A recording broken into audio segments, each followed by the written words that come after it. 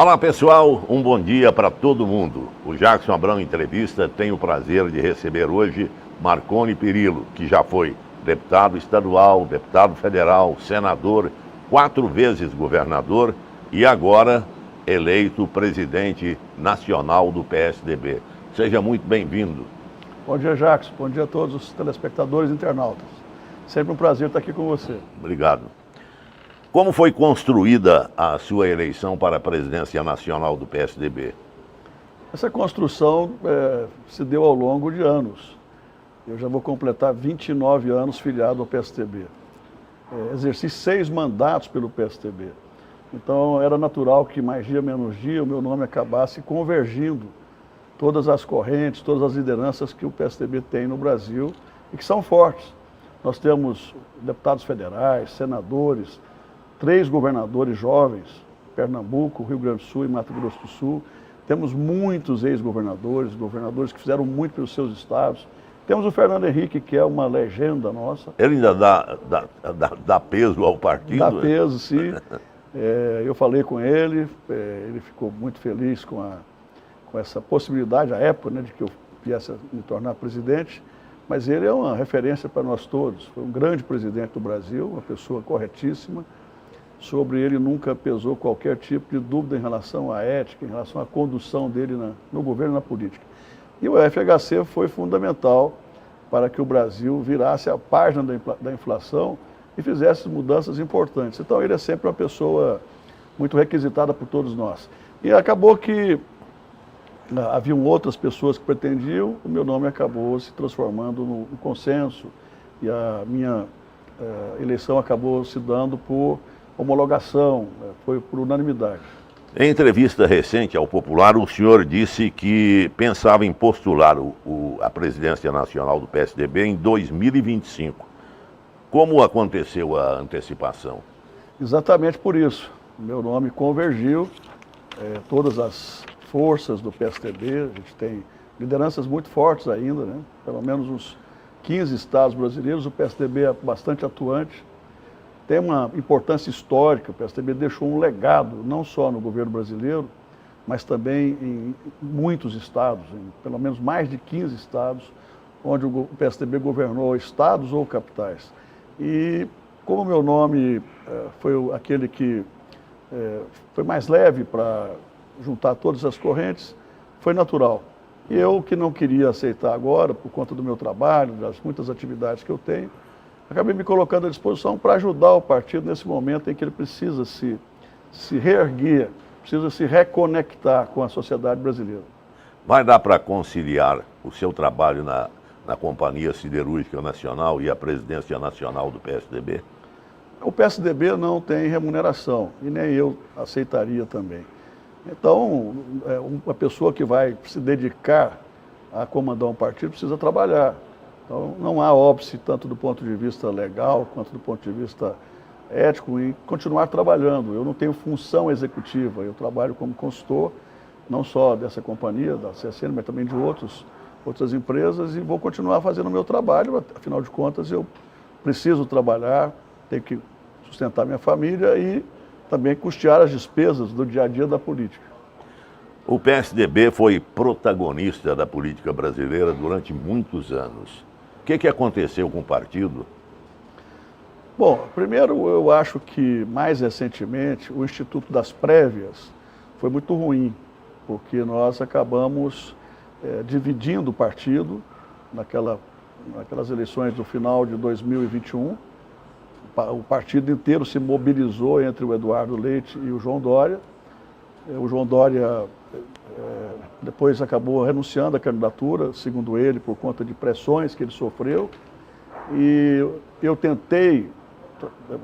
trabalhei forte na executiva do partido para que a executiva trouxesse de volta a candidatura do Eduardo Leite. A maioria achou por bem apoiar a candidatura do MDB. E eu acho que foi muito ruim. O PSDB, desde 89, nunca tinha deixado de lançar candidato à presidência, de expor suas ideias nitidamente, de colocar suas opiniões, de fazer oposição, por exemplo, ao PT, que foi sempre uma presença na vida cotidiana do partido. E nessa eleição nós não tivemos candidato, todos nós sofremos com isso. É muito ruim você ir para uma candidatura a senador, a governador, a deputado, sem ter um referencial, sem ter o norte. Então eu acho que as prévias, que é um instituto democrático, bonito conceitualmente, filosoficamente, mas foi muito ruim porque dividiu o partido. E uma das minhas tarefas agora é reunificar o partido, fortalecê-lo e reorganizá-lo em lugares onde ele é fraco.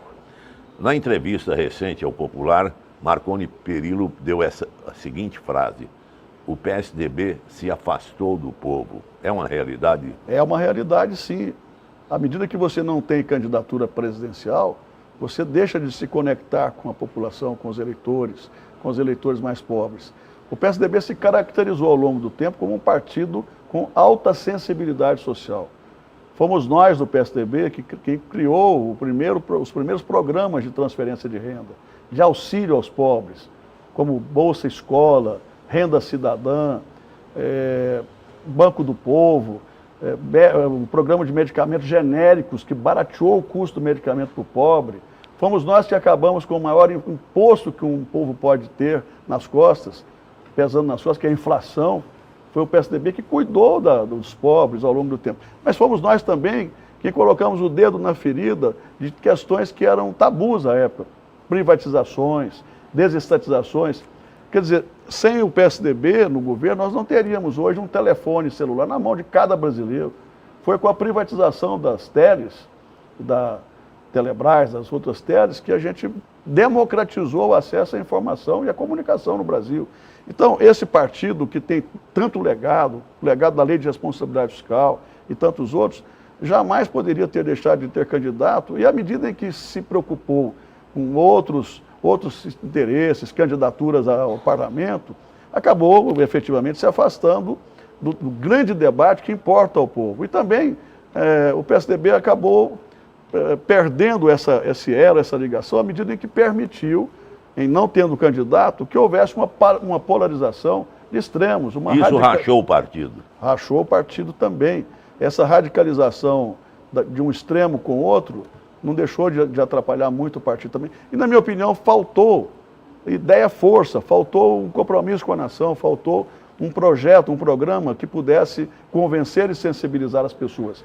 Agora, por exemplo, a gente vai fazer a primeira reunião da Comissão Executiva Nacional e eu vou propor a realização de um congresso do partido, vou propor a criação de comissões temáticas para a gente definir algumas ideias forças, com as quais o PSDB vai se debater daqui para frente. Enfim, acho que a gente precisa fazer uma reviravolta e voltar a se reconectar com o povo, com o eleitor, com as pessoas. Unificar o partido seria a maior obra sua?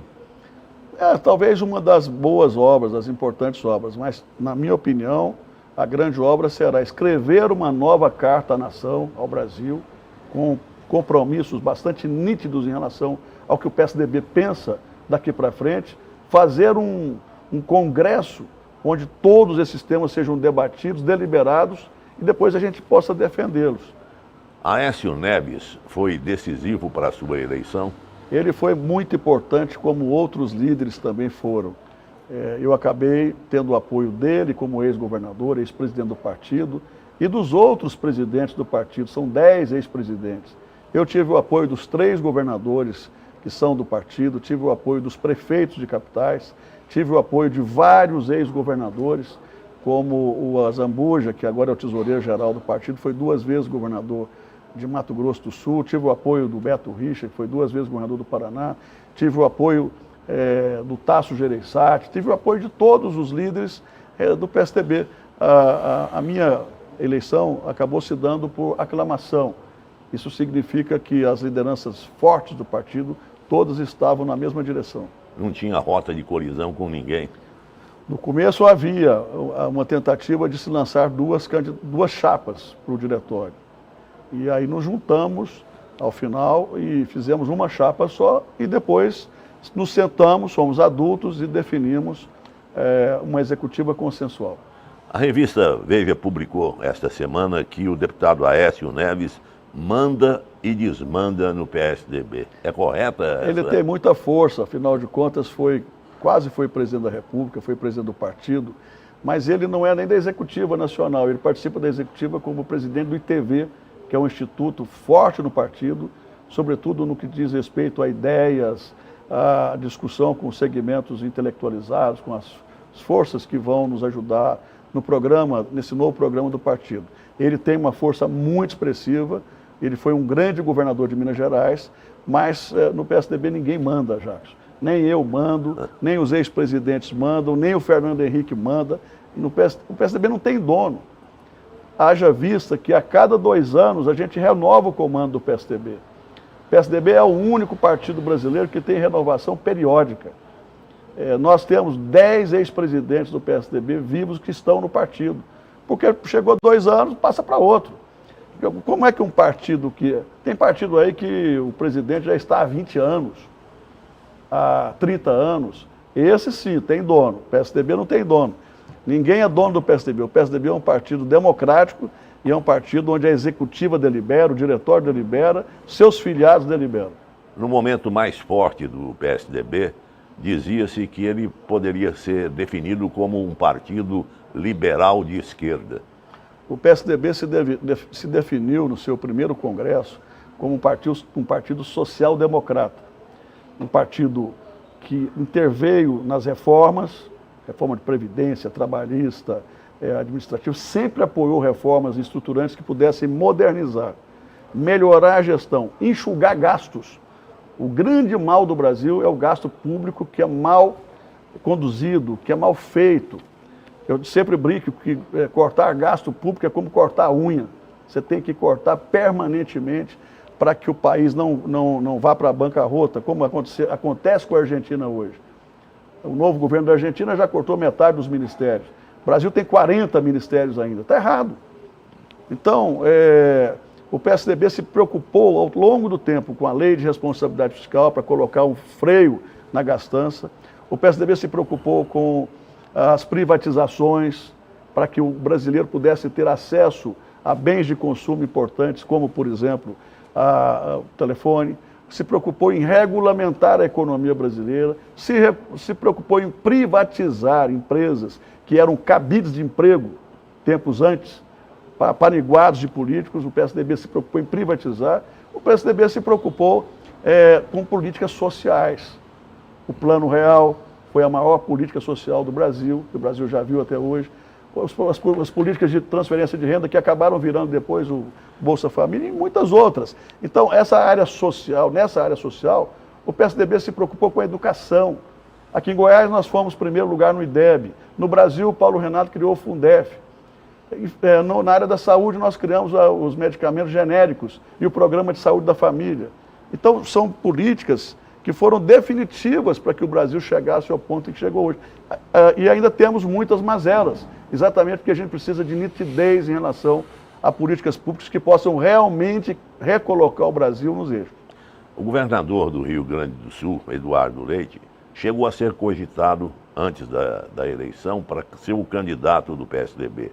Hoje ele fica no partido ou sai do partido? Não, ele é o candidato natural. Aliás, candidato não, ele é o pré-candidato natural pelo PSDB às eleições de 2026. Primeiro, é jovem, corretíssimo, está no segundo mandato. É a primeira vez que um governador do Rio Grande do Sul consegue uma reeleição. Embora ele tenha saído do governo, mas é como se fosse uma reeleição. Ele realiza um grande governo, com responsabilidade. Veja o que esse governador fez agora nas 2 tragédias, do ciclone e das fortes enchentes.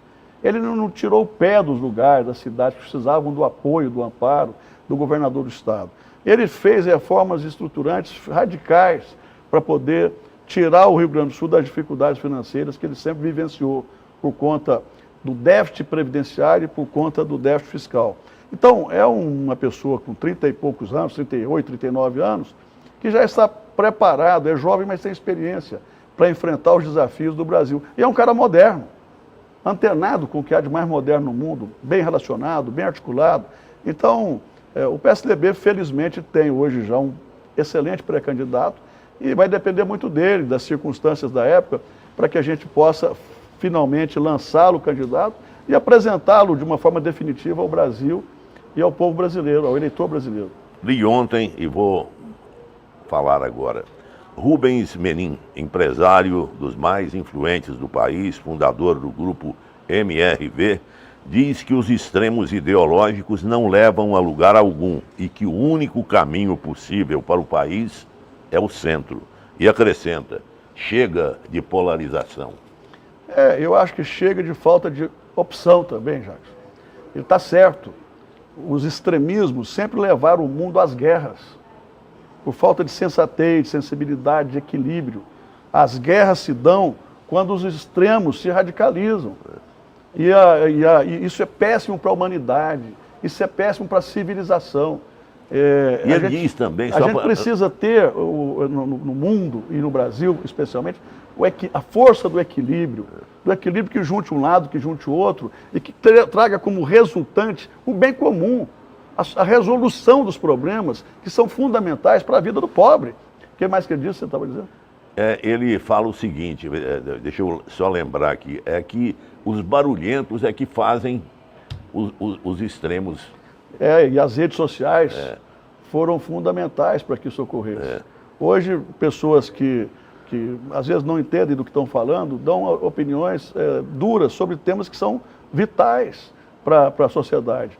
Falou-se muito em ditadura, falou-se muito em intervenção militar, se esquecendo que se isso tivesse ocorrido no Brasil, o mundo inteiro teria fechado as portas para o Brasil. O Brasil não teria como mais exportar o agro, a força do país que é o agro. Não teria como exportar commodities, não tem, enfim. A gente precisa pensar muito naquilo que a gente fala e faz, porque as consequências são muito danosas. Imagine as consequências da guerra para Israel, que, na minha opinião, foi provocado, foi agredido e reagiu, mas mesmo assim, mesmo estando com a razão, porque foi agredido por um grupo terrorista, sofre consequências de uma guerra. Israel hoje é um dos países mais importantes do ponto de vista tecnológico do mundo e está sofrendo na própria pele com a guerra. As guerras são ruins, a guerra da Rússia contra a Ucrânia, a intervenção da Rússia na Ucrânia, que, na minha opinião, é completamente ilógico, é uma verdadeira agressão aos direitos de um país como a Ucrânia. Quer dizer, mas a própria Rússia perde com todo o boicote internacional, seus produtos. Então, os extremos não levam a nada efetivamente. O que a gente precisa construir no Brasil é um país de paz, de concórdia, de equilíbrio, onde todos se juntem para que a gente possa ter um bom plano para fazer desse país uma grande nação. É um absurdo quando a gente recebe os indicadores internacionais e o Brasil está entre os últimos em educação, em universidades, entre os últimos em tecnologia, em direitos, enfim. Eu fico triste quando vejo permanentemente estatísticas que nos colocam na rabeira do mundo, se temos um povo maravilhoso, inteligente, trabalhador, criativo, uma população de mais de 200 milhões de pessoas, e o Brasil se arrastando, porque falta, na minha opinião, uma liderança. O último líder que nós tivemos, na minha opinião, foi o Fernando Henrique, e antes dele, o grande líder que conduziu o Brasil a tempos de modernidade, de industrialização, Juscelino. Foi Juscelino Kubitschek. Você imagina a carência que a gente tem. Olha, outra coisa que eu achei interessante colocar para a nossa entrevista foi uma pesquisa da Datafolha publicada nesse final de semana, mostrando que a questão da saúde é a principal preocupação dos brasileiros. E com razão, Jackson. Não há nada mais deprimente do que as pessoas ficarem anos numa fila para fazer um exame, para fazer uma cirurgia letiva. Aqui em Goiás, por exemplo, hoje se fica 3 anos numa fila para fazer uma consulta, uma cirurgia. No Brasil, eu vou muito a São Paulo, trabalho lá, é um absurdo que a gente ouve todos os dias em São Paulo. As pessoas que morrem à míngua na fila por falta de saúde.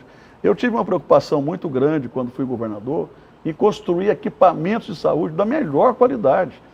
Nós construímos o CRE para tratar da deficiência das pessoas com deficiência, construímos o UGOL, construímos mais de 15 grandes hospitais, hospital de urgência em Anápolis, em Trindade, em Aparecida de Goiânia, em Uruaçu. Quer dizer, todo esse trabalho que a gente fez, a gente reconstruiu o HGG para fazer transplantes, inclusive, foi com o objetivo de dar ao povo pobre um atendimento de saúde de qualidade. O Brasil precisa focar para valer. Quando eu fiz as policlínicas, que era outro nome, era USE, o governo atual mudou o nome, passou para policlínica, foram 6, a gente tinha o objetivo de regionalizar a saúde no estado inteiro. O Brasil precisa de um choque na área de saúde. Governo Lula, eu gostaria de saber a sua avaliação sobre o governo Lula. Bom, eu sempre fiz oposição ao Lula, ao PT, mas nem por isso eu faço oposição com as vísceras, oposição rancorosa. Acho que não pode acontecer. Todas as vezes que algum projeto do governo federal, do governo Lula, for bom para a população, terá que ter o apoio nosso, do PSDB. Agora, eu não posso concordar com uma série de evidências do governo. Tem ministério demais, por exemplo? 40 ministérios. Acho um exagero. A gastança desenfreada, acho um exagero. O ministro da Fazenda tem feito um esforço, junto com o presidente do Banco Central, para conter a gastança. E eu não vejo sensibilidade, porque é uma pressão do PT para acomodar todo mundo, para... enfim, outro dia eu ouvi a presidente do PT dizendo que tem que ter déficit. Olha, o déficit leva à inflação, o déficit leva aos juros altos, isso leva ao desemprego, isso leva a uma série de consequências danosas ao país. É só ver a fotografia do país vizinho, da Argentina. Uma inflação descontrolada, que é ruim para todo mundo. Vejo, por exemplo, como um equívoco o fato de o Lula está com uma agenda internacional que podia ser muito melhor, mas ele insiste em apoiar ditadores, como, por exemplo, o ditador da Venezuela. E a propósito, eu gostaria de saber a sua opinião sobre esse possível conflito lá da Venezuela com esse equívoco, né? Eu acho um equívoco todo tipo toda e qualquer guerra. É um absurdo, porque crianças morrem, civis morrem.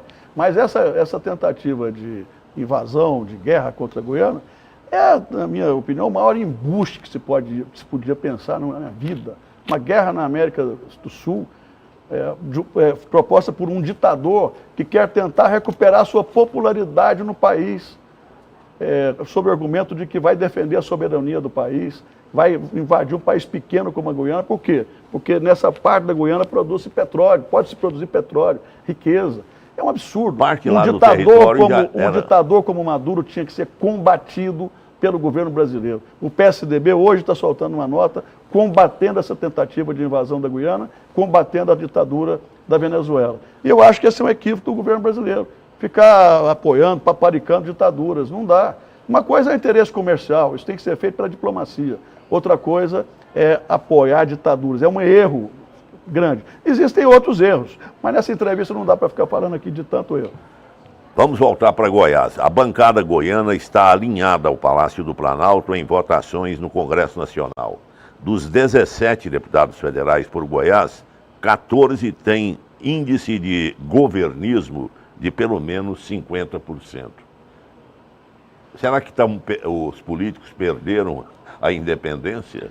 Bom, primeiro eu acho que o exagerado número de partidos levou a política brasileira a uma verdadeira prostituição. À medida que a gente não tem também o compromisso com a fidelidade partidária, isso se acirra já. A cada 4 anos é certo que haverá uma janela para tudo quanto é político que não tem firmeza mudar de partido. Então, virou uma verdadeira avacalhação a política brasileira. A legislação eleitoral ela é mudada a cada 2 anos, de acordo com o interesse da eleição. Agora já estão falando em mudar a legislação eleitoral para a eleição de prefeito. Daqui a 2 anos muda de novo para a eleição de governador, presidente, deputado federal e senador. Eu fui senador da República, fizeram todas as tentativas para que eu mudasse de lado. Eu nunca mudei de lado. Eu tenho um lado na vida. O lado que eu tenho é o da minha convicção. Eu poderia ter sido ministro, Jackson, várias vezes. Eu fui convidado várias vezes para ser ministro, mas eu tinha que mudar de lado, eu tinha que mudar de convicção, eu tinha que matar a minha coerência, matar a forma como eu sempre fiz política na minha vida. Isso nunca me apeteceu, eu nunca gostei disso. Você poderia revelar? Eu não vou aqui ficar criticando quem faz ou deixa de fazer. Eu não faço. Acho que está errado, mas acho que a raiz disso tudo é a política brasileira, por falta de uma reforma séria. A gente tinha que ter uma reforma que acabasse com essa prostituição permanente. Quer dizer, você ter 30 partidos, um mundo de janela para mudar de partido. Cadê a fidelidade partidária? Cadê a punição? No passado, quando você infringia a um regulamento partidário, você era expulso do partido, perdia o mandato. Hoje não tem mais isso. E aí cada um faz de acordo com o seu bel prazer. É uma emenda, é isso, aquilo, outro, e a política brasileira vai sendo arrastada para o fundo do poço. O Marconi Perillo começou a estruturar o diretório do partido nos municípios. Em quantos municípios o PSDB terá candidatos e vamos dizer assim, diretórios já estruturados? No começo do ano a gente chegou a 4 municípios apenas com diretórios e nenhuma comissão provisória. Nós resolvemos reestruturar tudo, com gente nova, valorizando os velhos militantes que sempre foram leais aos nossos projetos, aos nossos propósitos, também trazendo lideranças novas, oxigenando o partido. Eu pedi licença da presidência estadual para assumir a presidência nacional com 200 municípios organizados. E o doutor Hélio Souza, que é quem está presidindo o partido hoje, nos garantiu que até março chega aos 246 municípios. Eu não sei quantos o PSDB poderá ter candidato. O que se sabe em todo canto é que o PSDB é um partido genuinamente de oposição aqui no Estado. E em muitos lugares as pessoas querem segurança política e jurídica e querem estar num partido com nitidez. Então, a procura ao PSDB nos últimos tempos aumentou muito. Pode ser que a gente tenha até uma surpresa em termos de candidatos à prefeitura. A gente pensa em ter aí uns 50, 60, 70 candidatos a prefeito e vamos trabalhar para eleger um número considerável. Mesmo sabendo que, quando termina a eleição, muitos dos que são eleitos aderem, bandeiam para o governo para ficar à sombra do poder. E aqui em Goiás, os prefeitos têm muito medo da polícia do governo Caiado. Então, o prefeito acaba procurando a sombra. Não é fácil ficar na planície. Eu já me acostumei com isso ao longo do tempo. Fui oposição quando eu era deputado estadual, federal, sou oposição há mais de 5 anos aqui no Estado. Sei o quanto é duro ser oposição num Estado como o nosso, com uma força de perseguição enorme, mas continuo de cabeça erguida e procurando organizar o maior número de bons candidatos. E aqui em Goiânia, eu gostaria... bem aos municípios, porque veja bem, não adianta só ganhar a eleição também não, eu sempre digo isso. O sujeito que ganha a eleição, chega lá e faz feio, lambança, faz má gestão, desgasta o partido. Aqui em Goiânia o PSDB tem 3 pré-candidatos muito bons, a vereadora Ava Santiago, o jornalista Matheus Ribeiro e o ex-vice-prefeito de Goiânia, Valdivino de Oliveira, que também já foi secretário de Fazenda várias vezes, da Prefeitura, do Estado, do Distrito Federal. Então são bons nomes, alguns mais jovens, outros mais experientes, e ao longo desses próximos meses nós vamos tomar uma definição. Mas o PSDB terá candidato a prefeito em Goiânia e vai apresentar à população um bom plano de governo. Para encerrar o nosso bate-papo, eu estive entrevistando vários políticos aqui no meu programa. A maioria absoluta afirma com muita segurança que Marconi Perillo será candidato a governador de Goiás em 2026. Eu tenho sido muito procurado, Jackson, para ser candidato a prefeito de Goiânia. Eu já disse desde o início, desde que eu perdi a última eleição para senador, eu disse, não sou candidato de 2 em 2 anos. Não seria candidato a prefeito de Goiânia, acho que a gente tem nomes muito bons que poderão se apresentar ao eleitorado goianiense, que é uma cidade que merecerá toda a atenção da parte daquele que for eleito. A gente precisa de fazer muita coisa aqui em Goiânia. Os nossos governos fizeram, modéstia à parte. E em relação a 2026, nós vamos estruturar o PSDB para que ele tenha candidato ao governo, ao Senado, à Câmara Federal e à Assembleia Legislativa. Em relação a mim, particularmente, só o destino dirá, Deus é que sabe, e os eleitores, vamos ver lá na frente o que vai acontecer. Vou reiterar a pergunta. Marconi Perillo sai candidato a governador de Goiás em 2026? Só o destino dirá. Bom, a palavra continua com Marconi Perillo para encerrar o nosso bate-papo. Eu quero te agradecer por me convidar mais uma vez para estar aqui nesse programa seu. Esse papo com o Jacques Sabrão é muito interessante, muito... Você é instigante, é um dos jornalistas mais experientes do Brasil. Obrigado. Tenho a honra de ser seu amigo há quase 40 anos e de sempre ter trabalhado com você na condição de jornalista e eu político, de forma independente, mas de forma muito respeitosa. uma das suas características é respeitar o interlocutor, é respeitar o entrevistado, e respeitar o ouvinte, o telespectador, o internauta. Né? Para mim é uma alegria falar com todos vocês, internautas, nesse programa do Jackson, estar aqui no Grupo Jaime Câmara, que é um grupo que tem mais de 70, 80 anos de atuação em Goiás, e que tanto bem fez esse Estado com a boa informação, a boa comunicação, participando de todos os detalhes, de todos os momentos da vida do jornalismo goiano e brasileiro. Então, para mim é uma alegria estar aqui, falar um pouco do que a gente pensa sobre o Brasil, sobre o que eu pretendo fazer no PSTB e sobre os próximos passos aqui em Goiás. Tenho orgulho de ser goiano e orgulho também de ser o primeiro político goiano a presidir nacionalmente um partido da importância histórica, como é o caso do PSTB. Vamos parabenizar, né? Goiás é uma ressurreição política o cargo, né? Não, eu acho que, eu disse outro dia no Correio Brasiliense que política é o único lugar onde o fundo do poço tem mola. Ninguém pode achar que matou um político, que perseguiu, que matou. A vida é cíclica e mal nenhum vence o bem. Eu tenho convicção disso. Mais uma vez, obrigado, Marconi Perillo. E o Jackson Abrão Entrevista volta na próxima segunda-feira, às 10 da manhã. Um abraço a todos e até lá.